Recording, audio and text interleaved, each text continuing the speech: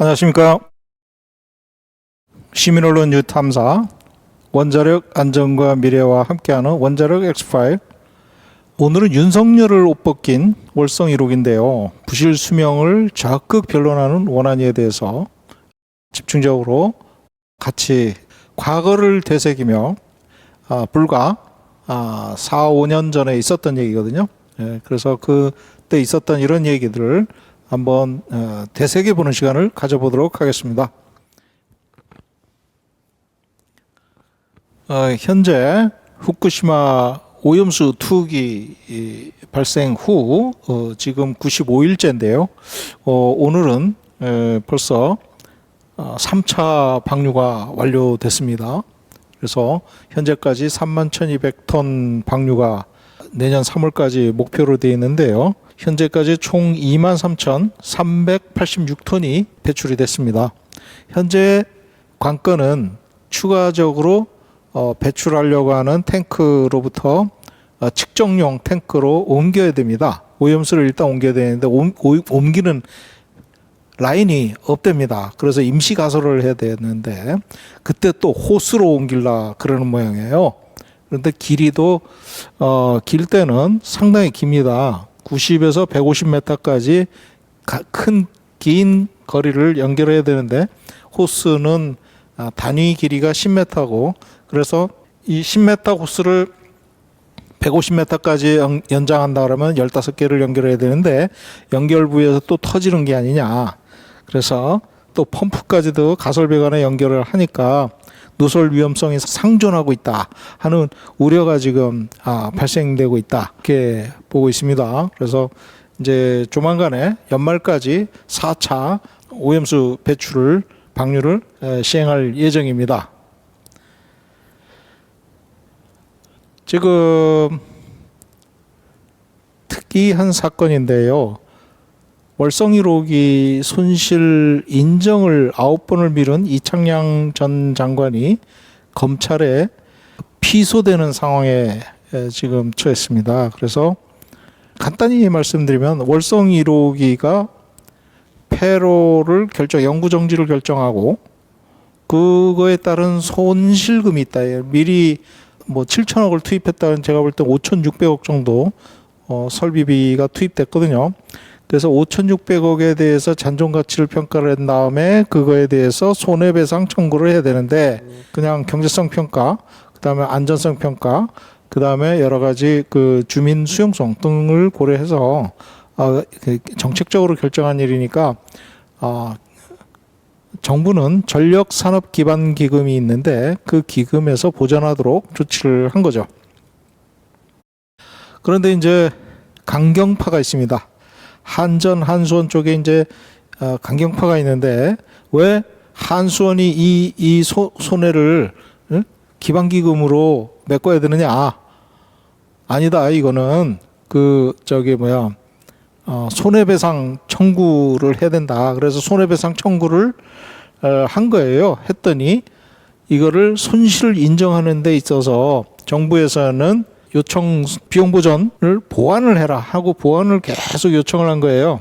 그래가지고 산업부에 제출한 손실액, 즉 7,200억이다 하는 그 손실액을 인정하는 행정 처리를 손실 비용을 보전받기 위해서는 그걸 먼저 해야 되니까 요청을 했는데 그거에 대해서 9번이나 계속 보완 요청을 하면서 미뤘다.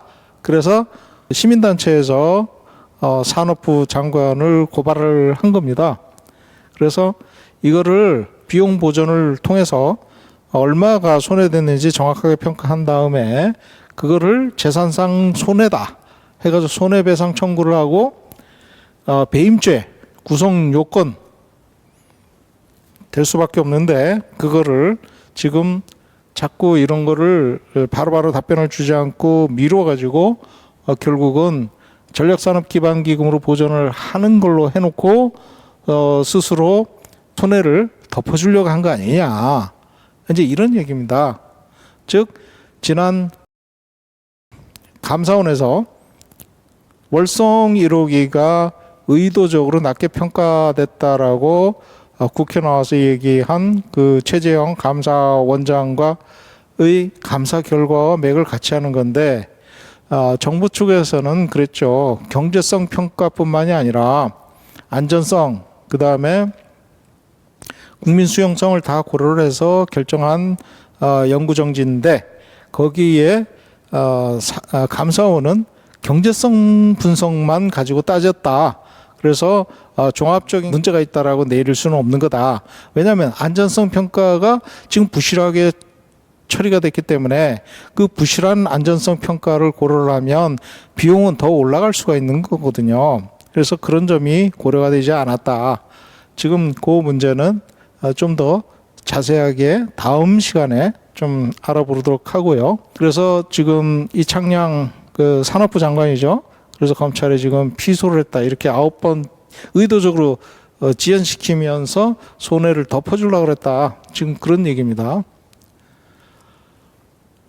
또 원자력계에 좀 또 이슈가 되고 있는 것이 R&D 예산 복구한다더니 윤석열 정부 원전 개발비는 다 깎았다. 야당이 깎았다. 지난 시간에 말씀을 드린 거죠.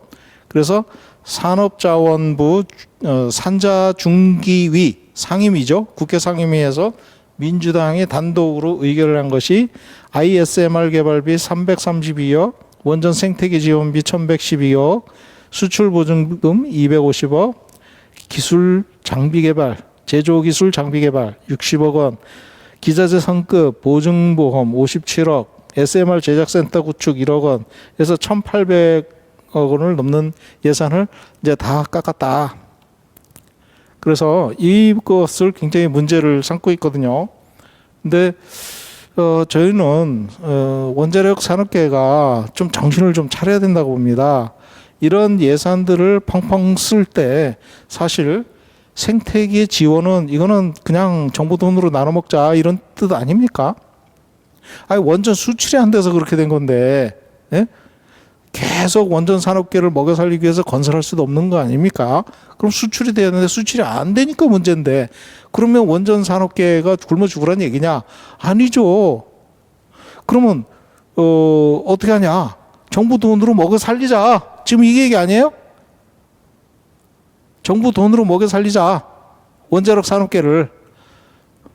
아니 언제까지 중소기업이 됐든 대기업이 됐든 원자력 산업계를 정부 돈으로 먹여 살립니까? 수출이 안 되고 건설도 지금 거의 다 차가지고 추가 건설하는 것도 무리거든요. 지금 신한울 3사 건설한다고 선지급으로 지금 3조를 두산중공업에 쌌습니다.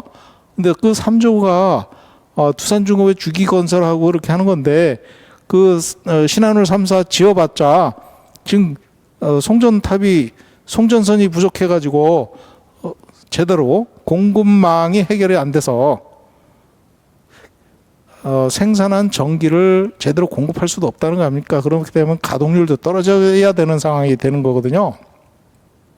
그런 거는 나중에 해결이 되겠지. 일단 짓고 보자. 아니 뭐 때문에 그러죠?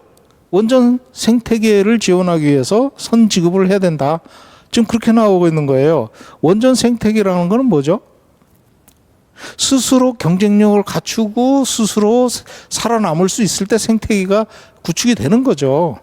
그건 뭐예요? 지금까지 30년, 40년 동안 원자력 발전소를 꾸준히 지어온 우리나라에서 이 건설 때문에 원전 생태계가 전 세계에서 가장 최적의 상태를 유지하고 있었지만 이제 앞으로는 건설을 더 이상 계속할 수 없기 때문에 해외로 수출을 한다 하지만 수출도 지금 발이 막 묶인 상태 아닙니까? 미국이 동의를 안 해주면 수출할 데가 아무 데도 없는 거예요. 그렇기 때문에 뭐 우리도 그냥 수출할 수 있다 해가지고 원전 생태계 정부 돈으로 일단 먹고 살자. 이게 말이 됩니까? 1,000억이 뭐 그냥 돈이에요? 그 다음에 ISMR 개발비도 이게 뭐 332억이라고 하지만 이거 수출이 안 되잖아요. 수출할 건가요? 그럼 건설을 해야 되는데 일단 개발을 해서 건설하자. 그러면 스마트 원자로는 뭔가요? 이미 7천억 들여가지고 다 지어놨는 성공했다 그러는 거는 왜 그거는 수출 안 하나요? 수출할 데가 없는 거예요. 최근에 유엠프스 유타주에 이제 조만한 소도시쯤 모여가지고 뉴스킬 파워사에 돈을 투자하면서 그 자체적으로 원격 도시니까 분산 전원 개념으로 원전을 지어보자 해가지고 하나의 초기 원전을 아이다호 연구소 안에다가 짓기로 했었는데 그 프로젝트가 취소됐잖아요. 지난주에 말씀드린 것처럼. 그 취소돼 가지고 ISMR 개발비가 더 나아질 수 있다.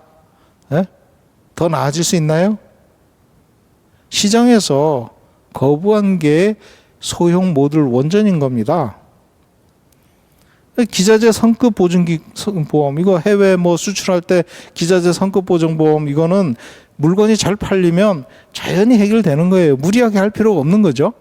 이 제작센터는 왜 여기다 해요? 여기 포함시켜버리지. 이상하게 만들어놨어요.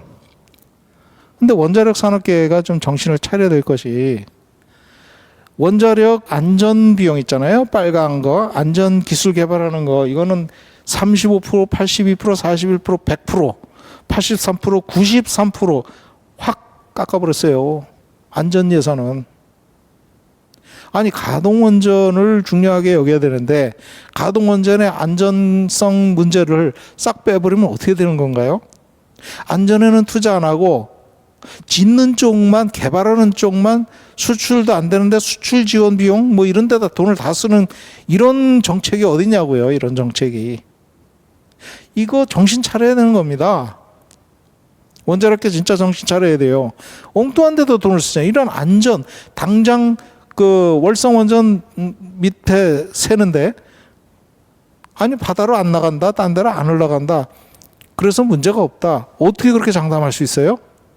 말이 안 되는 얘기죠. 예? 그런 데는 투자 하나도 안 하고 이런 안전 예산 다 깎아버리고, 응? 생태계 지원하는데 생태계는 나눠 먹자는 거 아니에요? 이런 산업계의 그 원전 생태계를 지원하는 그런 예산을 삭감했다라고 뭐라 그러는데, 문제가 있어요. 생태계를 몰라요.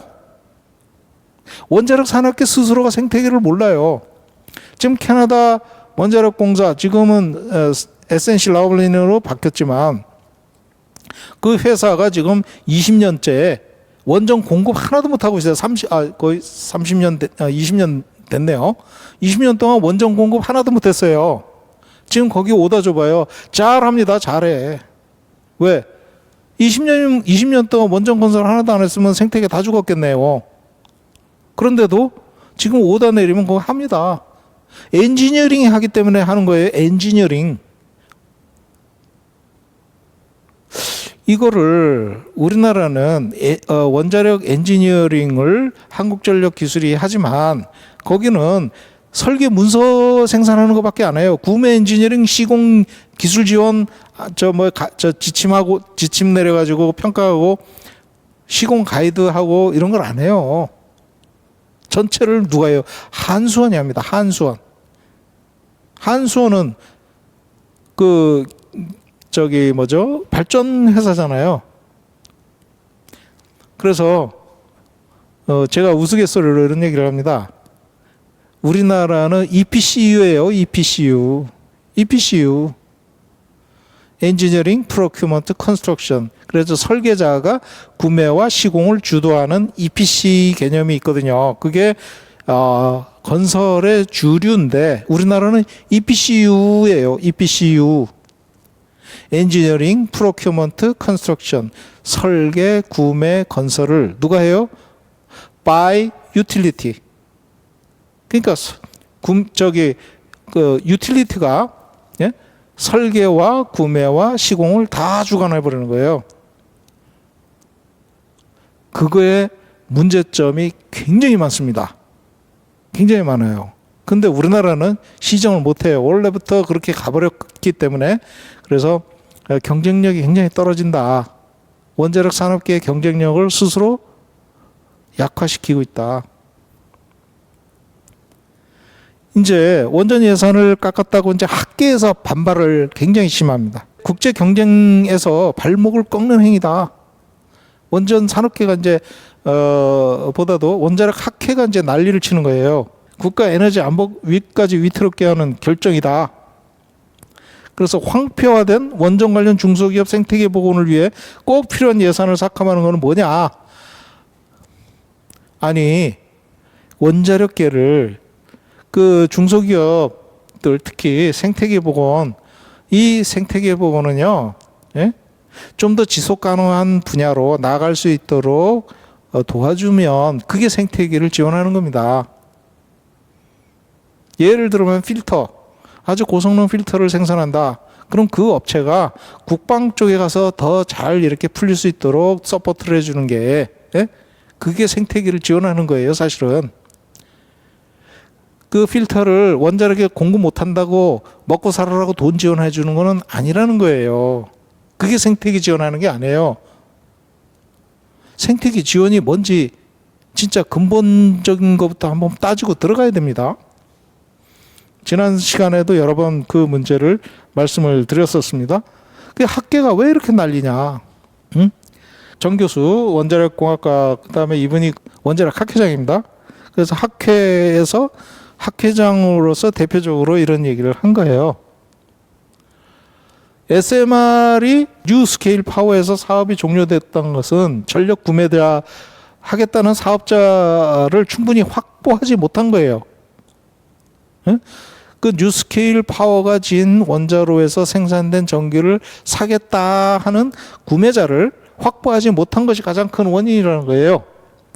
그래서 이 문제는 뉴스케일사의 책임도 있지만 유타주 발전 사업자의 책임도 있어서 양쪽에 어떤 누가 뭐 잘못이 일방의 책임이 없이 그냥 종료가 된 거다 이렇게 얘기를 해요. 이게 무슨 얘기인가요? 무슨 얘기인지 잘 모르겠어요, 저도. 수요자가 없어서 중단된 거예요, 수요자가. 시장에서 뉴스케일 파워의 소형 모듈 원전을 거부한 거예요. 정확하게 얘기를 해야 돼요, 정확하게. 시장에서 거부한 거를 갖다가 알쏭달쏭하게 얘기를 해요, 이렇게. 응? 뉴스케일 파워 전기가 너무 비싸서 못 쓰겠다. 그래서 유타주의 UAMPS라는 중소도시 연합이 있다고 그랬잖아요. UAMPS, 파워 서비스. 그 서비스가요, 지금 뭐냐, 재생에너지로 재생에너지로. 원자력 하지 말자, 우리 재생에너지로 돌자. 이렇게 해가지고 재생에너지 쪽으로 돌았어요. 근데 이분은 뭐라고 했냐면, SMR 보급은 우리가 쌓은 기술력으로 많은 사람이 전기 사용 혜택을 보자. 르완다, 에티오피아, 우간다, 캐나다 이런 데는 원자력을 시작하려는 아프리카 4개국 자문차 갔다 와보니까 전기 보급률이 20%에 불과해요. 전기 보급률이. 원자력은요, 국가 경제력이 어느 정도 받쳐져야 하는 게 원자력인 거예요. 이런 나라에 원자력 공급 못합니다. 인프라가 안 돼 있는 거예요. 원전을 가동하고 운영할 수 있는 인프라가 전혀 안 돼 있는데 여기에 뭘 공급을 해요? 그래서 탄소 중립한다고 비싼 태양광 패널을 설치하겠다고 한다. 응? 그런 나라가 비싼 태양광? 그러면 UAMPS는 왜 태양광을 하겠다고 돌았어요? 그게 더 싸니까, 뉴스케일 파워가 생산한 그 원자로보다 그게 더 싸니까 그쪽으로 간 겁니다. 무슨 이상한 얘기를 해요. 그래서 이 초도 사업 종료에도 미국 에너지성은 개발자인 뉴스케일 편을 들 것이다. 그 정부가 지원을 할 것이라는 거죠. 예산을 지원할 것이다. 무슨 얘기냐? 소형 모듈 원전은 정부 지원금 없으면 굶어 죽는 거예요. 이게 지속 가능한 사업이라고요? 이게 지속 가능한 사업입니까, 여러분? 본인이 밝혔어요. 연말이 되면 가시적인 소식이 들릴 것이다. 그래, 정부가 지원해주고 그러면 가시적으로 살아나네. 그러면 누가 사냐고, 전기를. 정부 지원금 없이는 전기가 비싸서 SMR이 생산한 전기를 사용할 데가 없는데, 이건 시장에 맡겨놨던 거죠. 어느 정도 이래 경쟁력을 가지냐 못 가지냐 하고 UAMPS가 내년 1월까지 그 300메가와트 전력을 사겠다는 어느 정도 적정 수준 이상 70% 80% 이상의 전기를 구매하겠다는 의사 확인이 되면 이제 이건 가는 건데 120메가밖에 확보를 못했대잖아요. 그래서 UAMPS가 이제 탈퇴를 한 거죠. 그 주가가 곤두박질해서 주가가 곤두박질. 우리나라 주가 곤두박질 치면 어떻게 하려고 그래요? 원자력 학회가 이제 크게 반발을 지금 하고 있다고 하는데 이분 보세요. 원자력 학회장 뉴스케일사 사회이사예요. 사회이사. 이분이 학회장이고 교수고 그러니까 엄정하게 중립적인 입장에서 얘기할 것 같지만 이분이 원자력 학회장이 뉴스케일사 사회이사예요. 원자력 학회가요. 학술 단체가 아니고 사업협회 같아요. 사업자협회. 예? 학술단체 맞습니까? 스스로가 권위를 깎아먹는 행위를 하잖아요. 이렇게 해놓고 공정한 얘기를 한다라고 할 수 있습니까? 근데 신문은 또 다 받아 적어요. 이렇게 쓰면. 예? 뭐 때문일까요? 그건 다음 시간에 한번 좀 다뤄보려고 그래요. 예? 진짜 한수원이 돈을 집행하면서 홍보 예산으로 얼마나 많은 신문사들로 하여금 왜곡된 보도를 하게 하느냐. 이거 다 왜곡된 보도잖아요. 나중에 우리나라 지금 투자한 3천억 이상이 지금 4천억 어마어마하게 된 돈이 지금 투자됐거든요. 뉴스케일 파워에. 주가 바닥 되면서 돈 다 날라갔어요. 누가 책임질 겁니까? 누가? 미국 정부가 책임진다고요?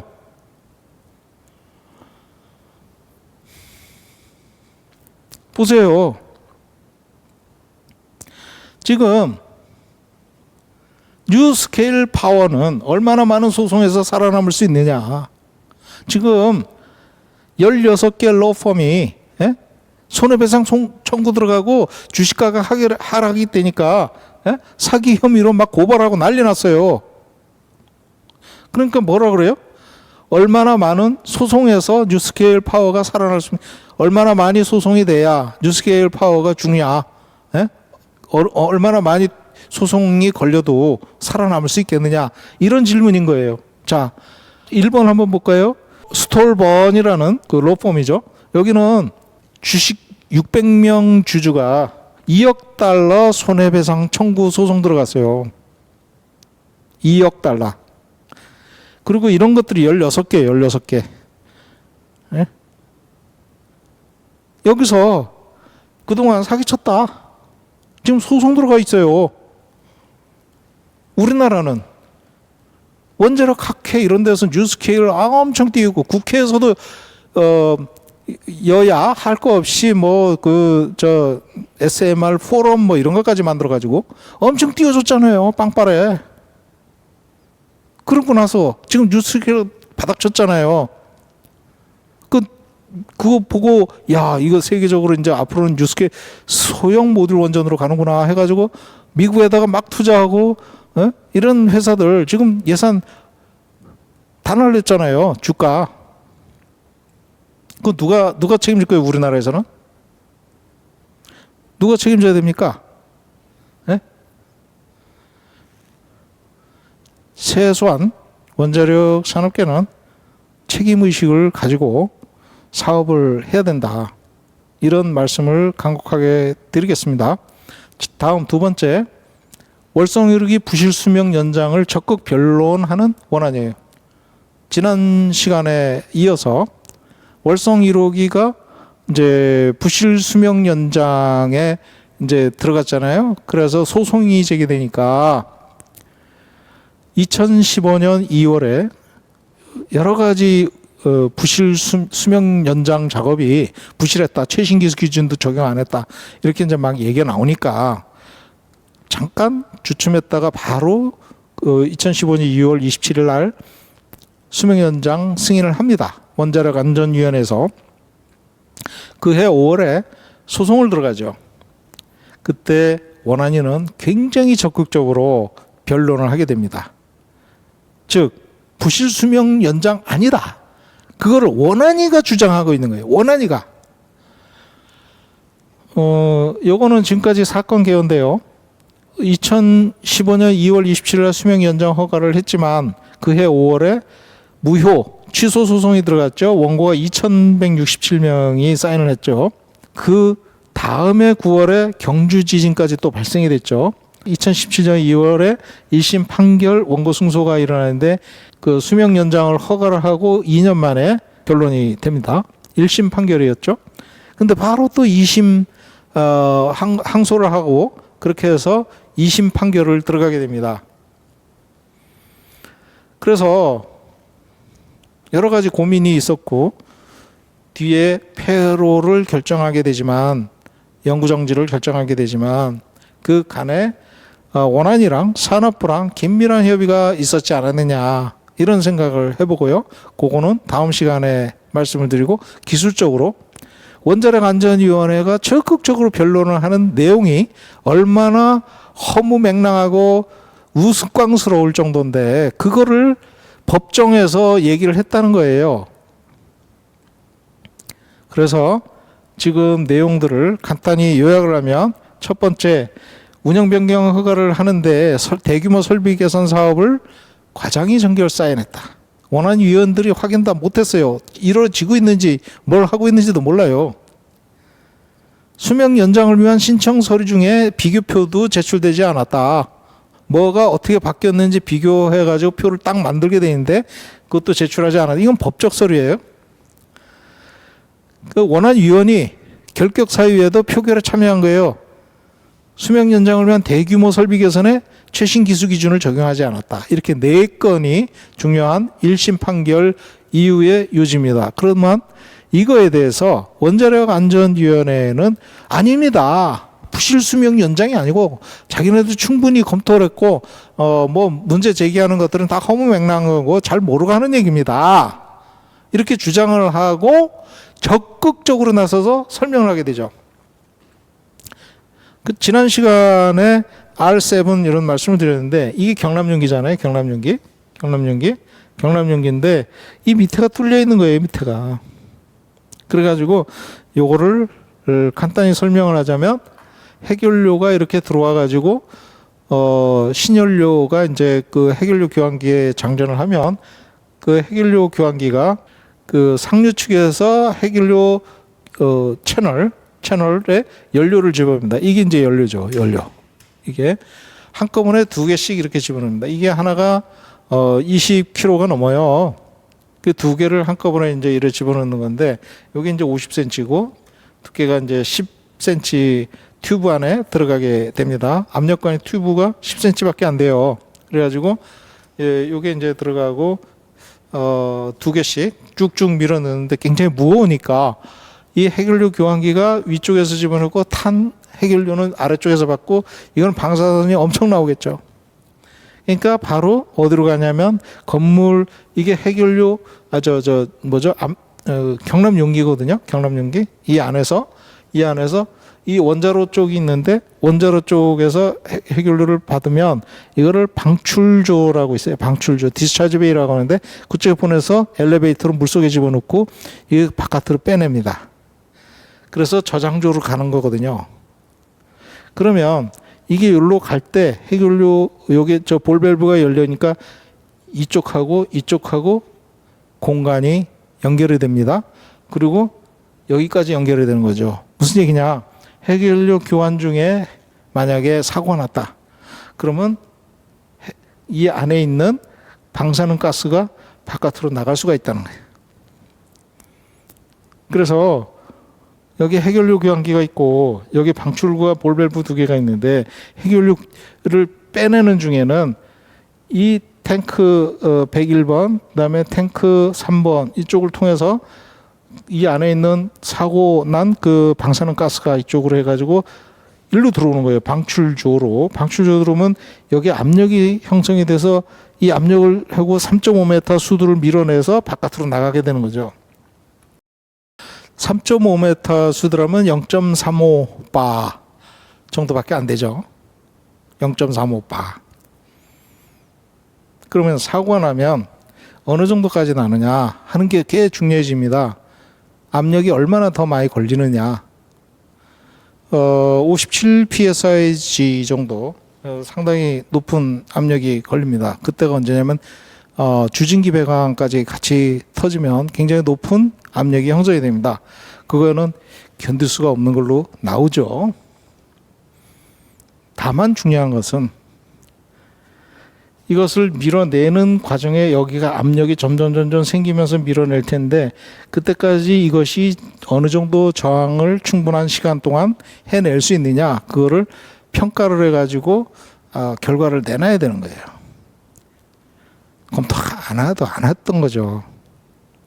두 번째는 이 경납연기를 통과하는 배관들에 대해서 이중화 밸브 하는 그런 R7 요건인데 중요한 두 가지 R7 요건인데 그런 것들을 제대로 충족을 안 하고 검토도 안 했다.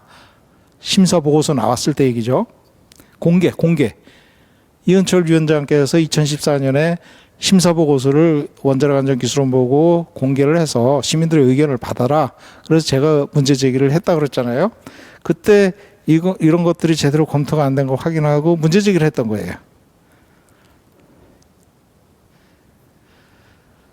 그랬더니 나중에 안 사실입니다만 답장이 안 와요. 답장이 바로 톡 튀어나와야 되는데 아주 기본적인 질문인데도 불구하고 한 몇 개월 뒤에 답변이 와요. 왜 그런가 했더니 이분들이 미스터 리가 설계를 했던 사람인데 이런 문제 제기했다. 그러면서 캐나다 규제기관에 레터를 보내가지고 답변을 받은 거예요. 이분들이 어떻게 했으면 좋겠냐. 기본적으로 캐나다 포인트 루프로가 똑같은 발전소라 참조 발전소라고 하는데 그 발전소에서는 이 문제를 해석적인 평가를 해보니까 일단은 게이트 차단 밸브를 설치 안 해도 차단 문이죠. 수문을 설치 안 해도 된다. 뭐 등등 R7 요건에 부합되는 평가 결과가 나왔다 이런 얘기거든요. 근데 우리나라는 포인트 루프랑 똑같은 발전소지만 현장 사정상 여러 가지 좀 다른 게 있을 수가 있잖아요. 그럼 우리나라도 평가를 했어야죠. 또 안전해서 코드도 최신 걸로 적용을 해서 평가를 했어야죠. 하나도 안 했던 거예요. 그러니까 답변이 없는 거죠. 그러니까 몇 개월씩 캐나다 규제기관에 물어서 답변 올 때까지 기다리고 미스터 리한테 답장을 보낸 겁니다. 그 답변 질문 보낸 거 답변 온 거 다 갖고 있습니다.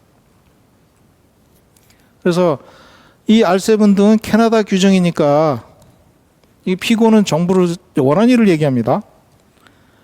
미국 규정을 적용했으며 R7 등은 캐나다 규정이니까 참조 기술 정도다. 우리나라 기술 기준이 아니다.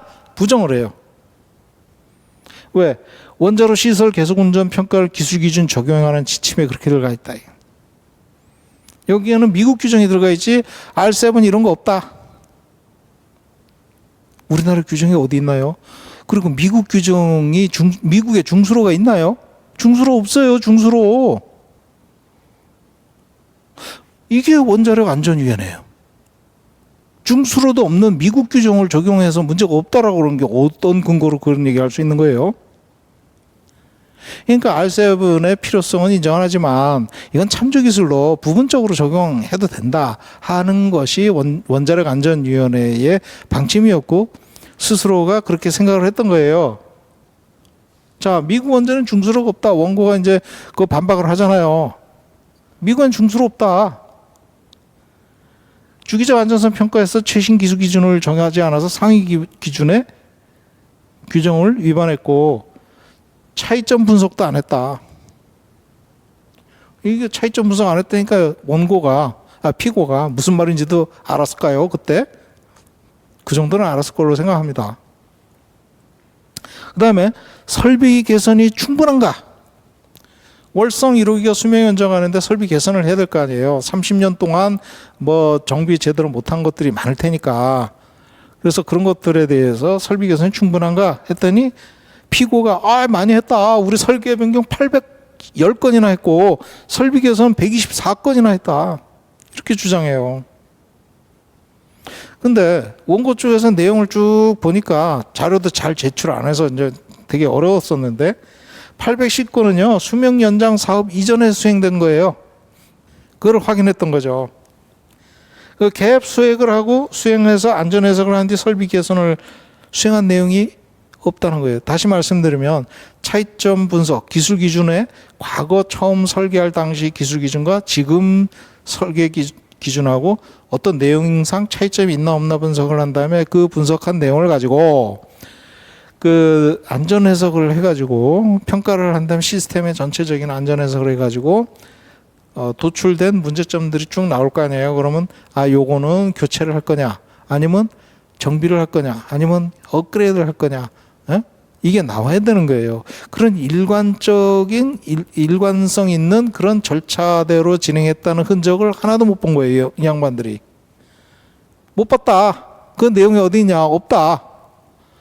그냥 설계 변경 810건하고 설비 개선 124건 했더니 특히 810건이가 설계 변경했다는 건 수명 연장 사업 이전에 했다는 거예요.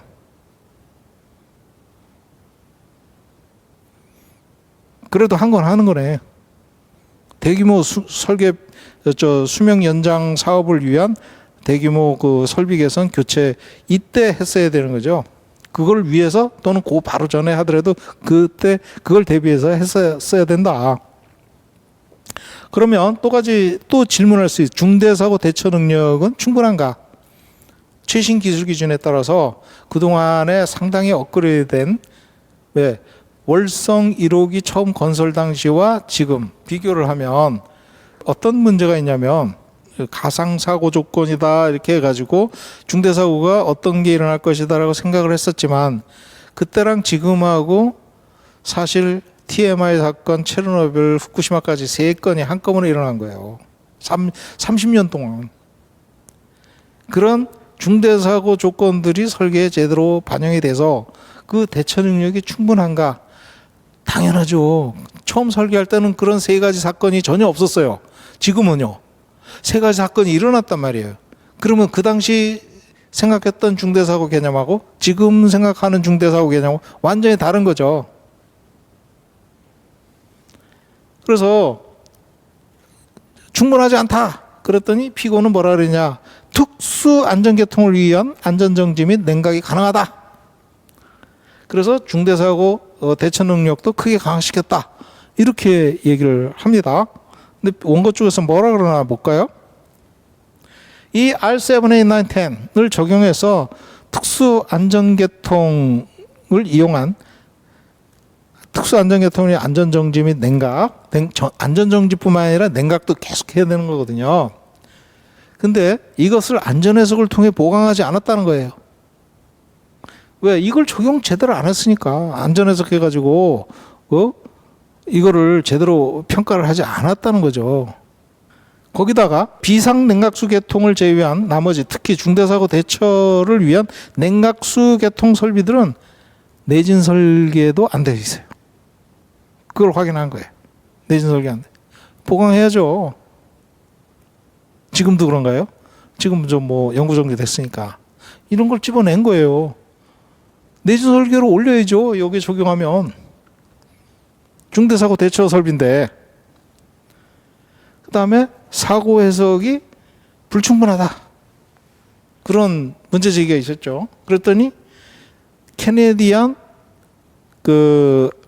안전해석 기술 기준이에요. C6 리비전 제로가 있습니다. 중대사고는 고유 안전성 문제가 있어요. 가만히 놔둬도 포지티브 리액티비티라고 그러고 그리고 양의 반응도를 가지고 스스로 폭발할 수 있는 영역이 있습니다. 그래서 자체 안전 해석을 위한 그 기술 기준을 이걸로 갖고 있는 거예요. 최소한 이런 걸 해라. 근데 자체적으로는 C6 리비전 제로를 이용해서 안전 해석을 했다. 그리고 요게 최신 기술 기준은 R1으로 리비전 1으로 바뀐 거예요. 그러니까 이제 그 피고 쪽에서는 포인트 루프로 참조 발전소인 그 포인트 루프로도 리비전 1을 적용하지 않았다. 전면적으로 적용하지 않았다. 이렇게 얘기를 해요. 안 해본 사람 모르죠, 이거는. 근데 원고 중엔 다행히 캐나다에서 이걸 수행했던 엔지니어가 와 있었던 거예요, 증인으로. 그분 얘기가 뭐냐? 포인트 루프로는 6 리비전 제1을 전면 적용했고, 그동안 변경된 발전소의 여러 팩터들을 감안한 초기 사건을 도출해서 평가를 했다. 이렇게 얘기를 한 거예요. 증인이 굉장히 중요한 얘기를 한 겁니다. 지금 원자력 안전위원으로 있어요. 문재인 정부 때 임명했죠. 그러니 판사님들이 이래 볼 때, 야, 이거 뭐 이래? 이런 식으로 했나? 이렇게 판단을 당연히 하게 되죠. 뭐 길게 갈 수는 없고 일부 대표적인 사건 내용들만 좀 알아보겠습니다. 기기 내진 검증 대상 기기들이 어떤 거냐? 즉 기기 내진 검증을 위해서는 돈이 들어가잖아요. 흔들어도 봐야 되고 해석도 해야 되고 뭐 복잡합니다. 근데 그 대상 기기가 얼마나 있냐, 이걸 평가하는 그 선정하는 문제가 있었던 거예요. 여기에 보면 내 환경 검증 기기가 28개, 29개인데 사고 완화 계통 54개는 대상이 아니다. 내 환경 검증 대상이 아니다. 이 기준도 적용하고 IEEE 323도 적용했다. 그래서 대상 기기를 선정했다. 이렇게 주장하는 거예요. 근데 원고들은 또 여기에 대해서 뭐라고 얘기하냐면, 이 기술 기준은 30년 전 기술 기준이다. 최신화되지 않은 기술이 기준이기 때문에 최신화해서 대상 기기를 선정해야 되는데 이걸 최신화하지 않았기 때문에 무효다. 그 다음에 IEEE 323, IEEE 323은 시험 방법에 관련 기준이지 대상 기기 선정하는 것과 상관이 없다. 이렇게 엉터리 얘기를 해요. 저도 IEEE 323을 가끔 사용을 하긴 했지만 그거를 좀 더 이번 기회에 한 번 더 봐야 될 것 같습니다. 실제로 대상기계 선정과 무관하다라고 주장을 하고 있어요, 법정에서. 그 다음에 내 환경검증 기준치 재설정이 누락됐고 사고 해석이 미흡했다, 좀 부실하게 했다, 그런 얘기죠. IEEE 323에 따라 첨도 압력과 이행 시간을 고려해서 90일까지 미션 타임을 반영했다. 미션 타임은 이제 기기가 작동하는 시간이잖아요. 기기가 사고 났을 때 얼마까지? 90일까지 작동하는데 문제가 없다. 근데 여기서는 뭐라 그러냐면 90일은 사고 일어나고 안전정지 상태에서 사고가 제압이 된 거예요. 안전정지 상태에서 사고를 완화시키는 90일이다. 기기 내 환경 검증과 상관이 없다. 사고 일어났을 때 그 사고 조건을 견딜 수 있는 게 중요한 거지. 90일 동안 사고 완화를 위해서 작동하는 것은 환경검증이라기보다는 좀 미미한 시간이다. 즉 로카의 경우 보통 72시간을 초과하지 않고 실제는 이보다 더 적다. 좀 시비어 사건, 아주 뭐랄까요, 기기가 견딜 수 있는 악조건의 상태로 평가를 하라는 얘기인데, 그거는 이렇게 짧은 기간에라도 상당한 그 악조건이 적용이 된다. 그리고 90일까지 하는 거는 미션 타임, 이게 무슨 의미가 있냐 이거죠. 그런 얘기입니다.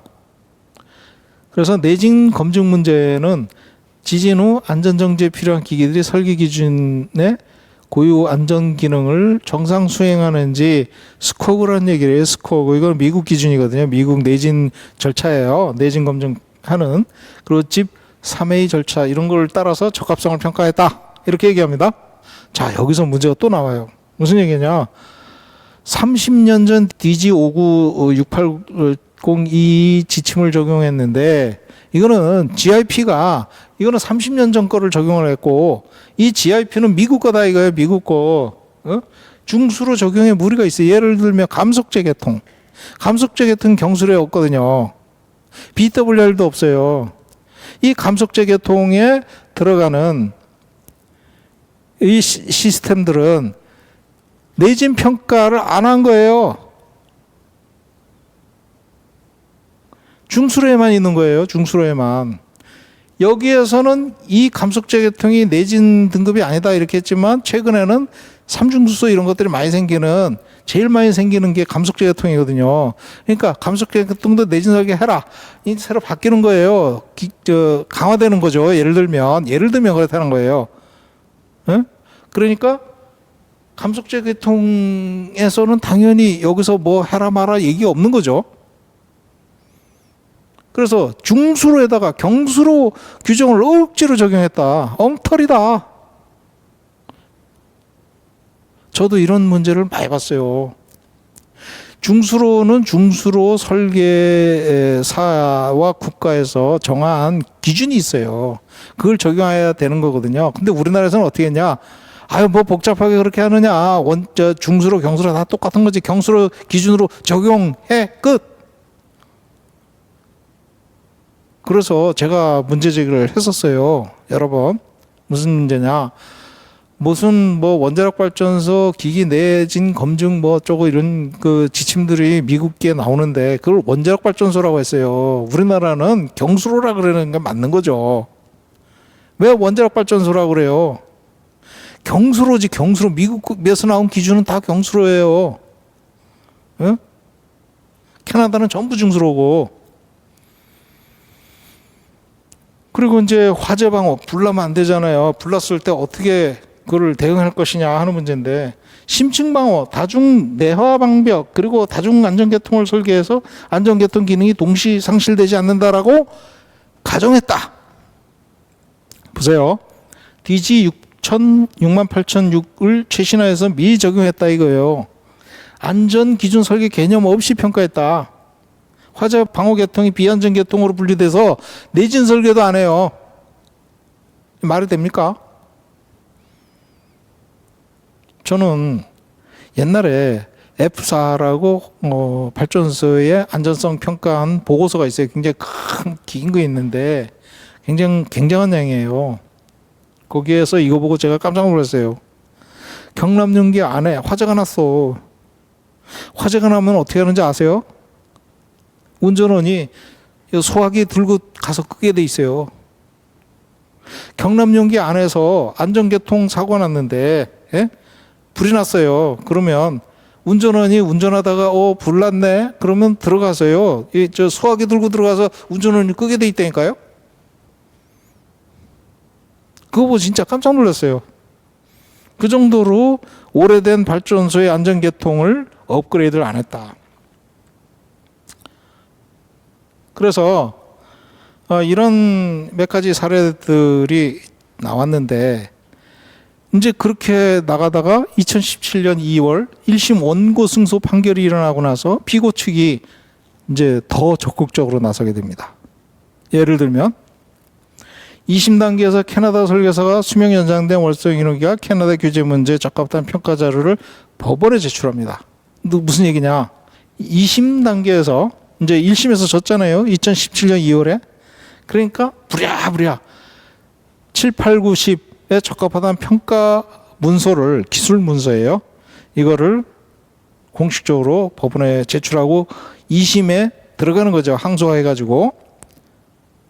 그리고 변호사도 정부 그 변호사 쓰는 게 아니고 김앤장급 아주 법무법인 뭐 굉장히 센데 정관 예우받는 된 것 같은 생각이 좀 드는데 그런 데를 고용을 하게 됩니다. 2심에서는 무조건 이겨야 된다.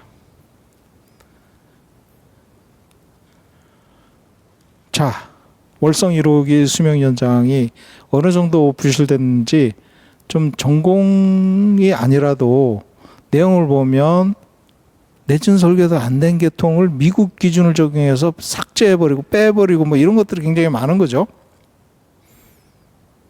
그러니까 발전소 전체적으로 업그레이드 됐다라고 볼 수가 없는 거죠. 수명 연장을 위해서 향후 10년 동안 안전하다라고 평가할 수가 없는 것이었습니다. 그래서 부실 수명이었다. 부실 수명 연장이었다. 특히 그 대표적인 게 사용행위를 위한 저장조 수조예요. 여러분들 여러 번 이 문제를 가지고 얘기했지만 여기에 에폭시가 설치돼 있고 이쪽에도 차수막이 설치돼 있는 그런 구조잖아요.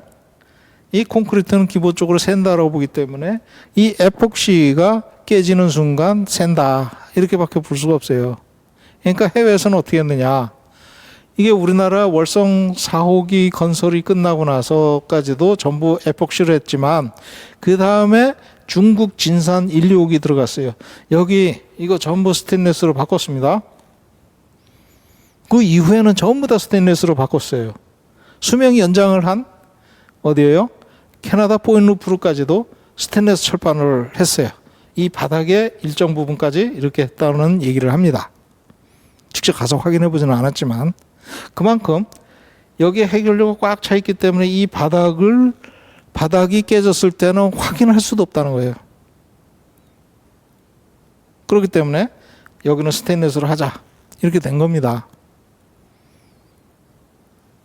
그리고 루마니아에도 스테인리스 철판을 2호기부터 들어갔어요. 신규 원전 들어가는 건 다 했습니다. 2호기 같은 건 처음엔 에폭시로 했다가 나중에 스테인리스로 바꿉니다. 이게 국제적인 세계적인 운전 경험인 거예요. 그럼 월성 1호기 안 했잖아요. 그냥 넘어갔잖아요.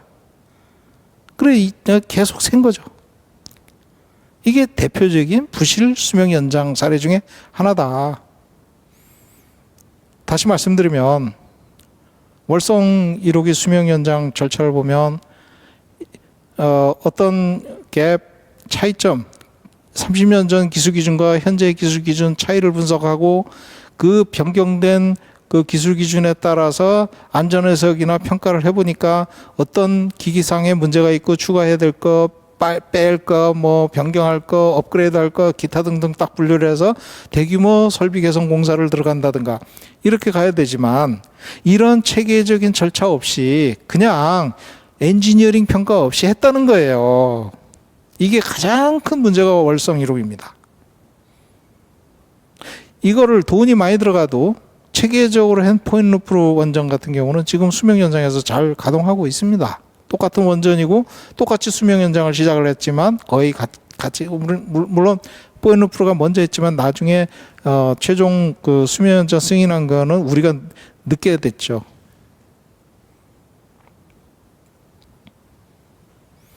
그래서 이런 관점에서 보면 너무 주먹구구식으로 부실하게 수명 연장을 했다는 것이고 이 안전성을 제대로 평가하면 이런 철판들을 다시 설치를 해야 되고 이것만 해도 몇백억 들어가거든요. 몇백억 들어갑니다. 그러니 부실하게 수명 연장해서 투입하는 비용을 최소화했던 거죠. 그런데 거기에 7천억 들어갔다고 손해배상 청구를 해야 됩니까? 이거는 스스로가 제대로 안 하고 최소화 투자를 한 다음에 어떻게 대충 얼렁뚱땅 넘어가려고 그랬던 거예요. 응? 원자력 산업계는 이거를 가지고 어떤 방식으로 넘어가냐면 탈원전 프레임으로 문재인 정부를 몰아가게 됩니다. 정치화되는 거죠. 지금 원자력 안전위원회가 1심에서 지고 나니까 정신이 번쩍 들은 거예요.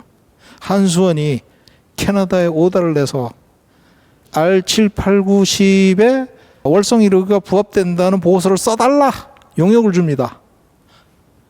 이 세 권이나 쫙 날라옵니다. 불과 몇 개월 만에. 2심에 대비해서 우리 문제 없습니다 하라고 제출하려고 그런 거예요. 자, 이거는요.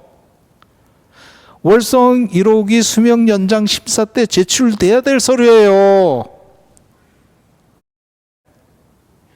이거를 수명 연장 시켜주고 나서 법원에서 부실하다라고 판정받으니까 지금 제출하는 거예요. 지금. 그것도 해외에다 용역 줘가지고 스스로가 부실하게 수명 연장했다는 증거가 되는 겁니다. 그렇지 않습니까? 돈 적게 들으려고 그러다가 혹대에다가 혹 붙었어요. 그게 월성 1호기입니다. 근데 이거를 정치적으로 이용해서 문재인 정부를 탈원전 프레임의 대표적인 케이스로 월성 1호기 부실 경제성을 너무 낮게 의도적으로 평가했다라는 감사 결과를 이용해서 윤석열 대통령이 대통령 출마에 야욕을 갖고 있었던 윤석열 그 당시 검찰총장이 내가 이것 때문에 옷을 벗었다라고 얘기합니다. 예? 이것 때문에 옷을 벗었다. 왜요? 야, 저렇게 멀쩡한 발전소를 영구정지시키고 폐로시키냐. 근데 저거 보고 진짜 저러면 안 되겠다 싶어가지고 옷 벗었다는 거예요. 대통령 출마 동기를 제공한 게 월성 1호기라는 거예요.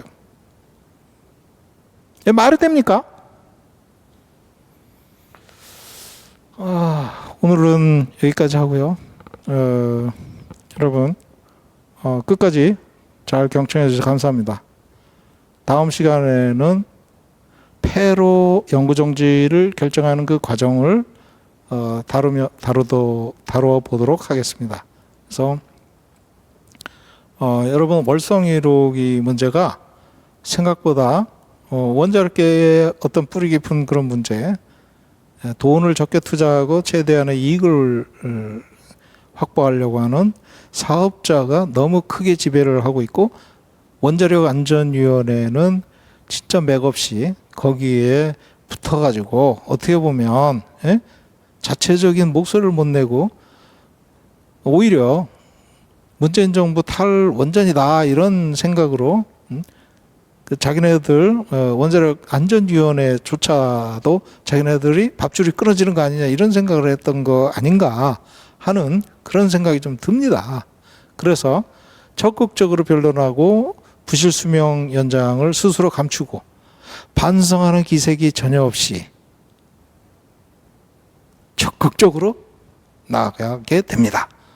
그래서 월성 1호기 수명 연장 운전이 영구정지로 결정이 됐을 때 원자력안전위원회는 뒤로 쏙 빠지고, 이거를 결정한 산업부는 아까 보여드렸듯이 기소되고 백운규 장관 그다음에 고위급 과장국장들 공무원들 지금 검찰에 넘어갔죠.